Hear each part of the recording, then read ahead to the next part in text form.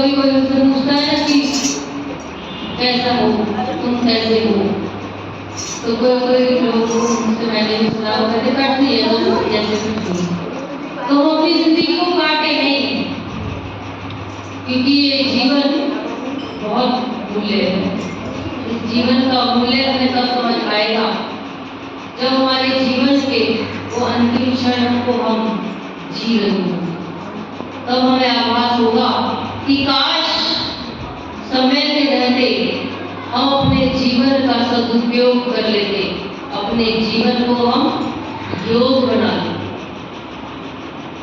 कल की कथा प्रसंग में हमने सुना कि मनुष्य का जीवन भोग की योनि, हमारे शास्त्रों में इसको नहीं बताया। मनुष्य के जीवन को शास्त्र ने योग की योनि बताया है कि जो भी हम कार्य करें उसको योग में बदलें।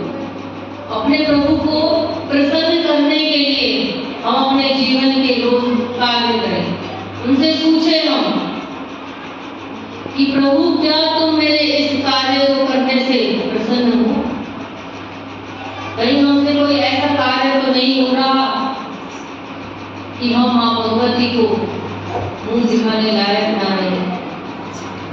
हम रोज पूछें माँ भगवती से, माँ पराभट्टारिका, माँ जगदम्बिका से कि हे माँ, आज पूरे दिन में क्या मैंने ऐसा कोई कर्म किया जिससे तुम प्रसन्न हुई हो?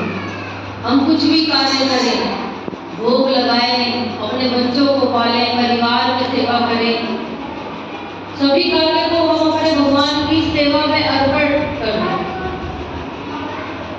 कि जब एक साधु या सदगुरु का जो हमें मिलन होता है तो हम जगह जगह देखते हैं कि वो लोगों का भला करने के लिए इस धराधाम पर आते हैं।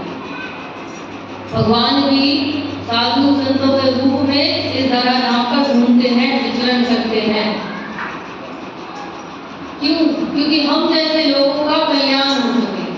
साधारण जीव को ग्रहण नहीं कर सकता क्योंकि उसके लिए ज्ञान की आवश्यकता है और ज्ञान के लिए सद्गुरु की आवश्यकता है। तो उसी वेद के ज्ञान को इस श्रीमद् भागवत की कथा में प्रभु ने निचोड़कर उसके सार को डाल दिया ताकि हम सभी साधारण लोग इस कथा का श्रवण करें और अपने जीवन को हम धन्य बनाएं। आइए भजन के माध्यम से हम इस बात को समझें और माँ भगवती से प्रार्थना करें कि हे माँ भगवती, साधना की विधि तो तुम हमें बतला रही हो, पर क्या हम उसे अपने जीवन में उतार पाएंगे? क्या आप सभी अपने घर जाकर उन साधना की विधियों को कर पा रहे हो?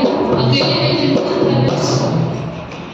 किसी से क्या अकेले में चिंतन? भागवत में कोई भी विधि आपको याद हो, एक भी कोई विधि अगर याद नहीं है तो अकेले में बैठकर सोच विचार करना कि आज भागवत में क्या बताया था। क्योंकि अब विश्राम की बेला आ चुकी है, कल का दिन और शेष है, तो चंडी यज्ञ और उसके बाद भंडारा हो जाएगा। तो हम समय रहते माँ भगवती के सामने ही हम संकल्प कर ले, क्योंकि यहाँ जो भी हम सुनते हैं, जैसे ही हम इस मंदिर से बाहर जाएंगे हम सब भूल जाते हैं। लेकिन जब हम अकेले में बैठेंगे तो हम उसका चिंतन करें, याद करेंगे, माँ भगवती की कृपा होगी तो हमें अवश्य ही साधना की ज्यादा नहीं, एक विधि तो अवश्य ही माँ हमें अनुभावी, बस उसी को हम अपने आचरण कर पाए। बोलो सच्चे दरबार की, सच्चे दरबार की। आइए हम माँ भगवती का आह्वान करें। दरबार की माई पहले वही तो के बाद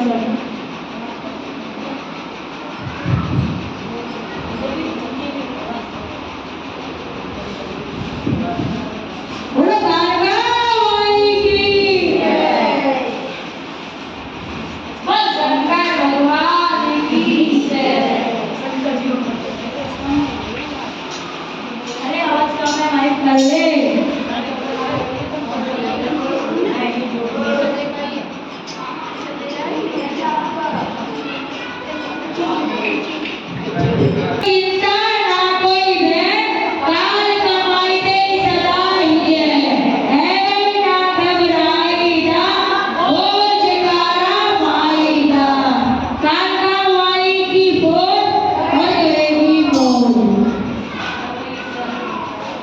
जब कोई नहीं आता, जब कोई नहीं आता, जब कोई नहीं आता, जब कोई नहीं आता, मेरी अम्मा आती है, ओ मेरी अम्मा आती है, ओ मेरे दुख के दिनों में बड़ी याद आती है, मेरे दुख के दिनों में बड़ी याद आती है। जब कोई नहीं आता, जब कोई नहीं आता, जब कोई नहीं आता, जब कोई नहीं आता, मेरी अम्मा आती है, मेरी अम्मा आती है, मेरे दुख के दिनों में याद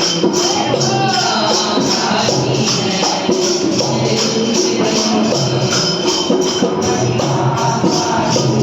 दुख के दिनों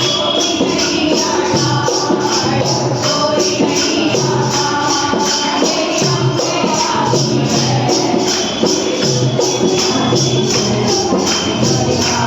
आती है, मेरे दुख के दिनों में वो बड़ी बात आती है।